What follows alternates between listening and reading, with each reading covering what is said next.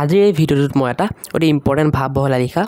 য'তে বাঘৰ ভয় ত'তে ৰাতি হয় যিটো পৰীক্ষাত প্ৰায় অহা দেখা যায় এই ভাৱ বহলাই লিখাটো দিম সো ভিডিঅ'টো শেষলৈকে চাই থাকিবা ইয়াৰ উপৰি মই মোৰ চেনেলত আৰু ভাৱ বহলাই লিখাৰ ভিডিঅ' আপলোড কৰি থৈছোঁ যাৰ প্লেলিষ্টৰ লিংক ডেছক্ৰিপশ্যনৰ কমেণ্টত থাকিব গৈ পেলাই চাব পাৰা আৰু লগত যদি PDF নোটছ লাগে ইম্পৰ্টেণ্ট ভাৱ বহলাই লিখাবোৰৰ PDF নোটছ তেন্তে মই তোমালোকৰ ডেছক্ৰিপশ্যনৰ কমেণ্টত লিংক দি থ'ম গৈ পেলাই চাব পাৰা আৰু মোক হোৱাটছআপ চেনেলটোত আৰু ইনষ্টাগ্ৰামত ফ'ল' কৰিব নাপাহৰিবা ডেছক্ৰিপশ্যনৰ কমেণ্টত লিংক থাকিব আজি আমি এই ভাৱ বহলাই লিখাটোৰ উত্তৰ চাওঁ বোলা পুৰণি কালত আজিকালিৰ দৰে যাতায়াতত সুচল নাছিল সেই কালত অতি বেছি দূৰৰ ঠাইলৈ ঘোঁৰাত উঠি মানুহে যাতায়াত কৰিছিল বেছিভাগ সময়ত খোজ কাঢ়িয়ে মানুহে এঠাইৰ পৰা আন এঠাইলৈ যাতায়াত কৰিছিল এনে যাতায়াতৰ ক্ষেত্ৰত অতিক্ৰম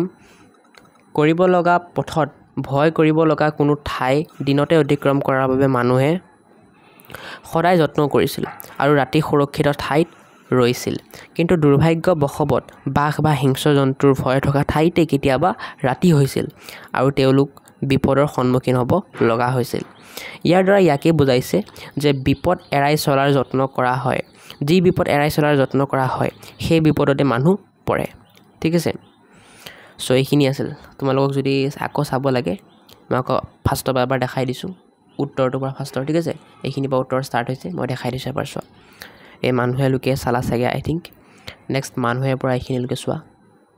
মানুহে পৰা আকৌ মানুহেলৈকে নেক্সট এইখিনি আছে সো তোমালোকে লিখি লোৱা বাকি PDF লাগিলে ডেছক্ৰিপশ্যনৰ কমেণ্টত লিংক থাকিব গৈ পেলাই ডাউনলোড কৰি ল'ব পাৰিবা আজি ভিডিঅ'টো এইখিনিয়ে কিপ ৱাচিং কিপ ছাপৰ্টিং বাই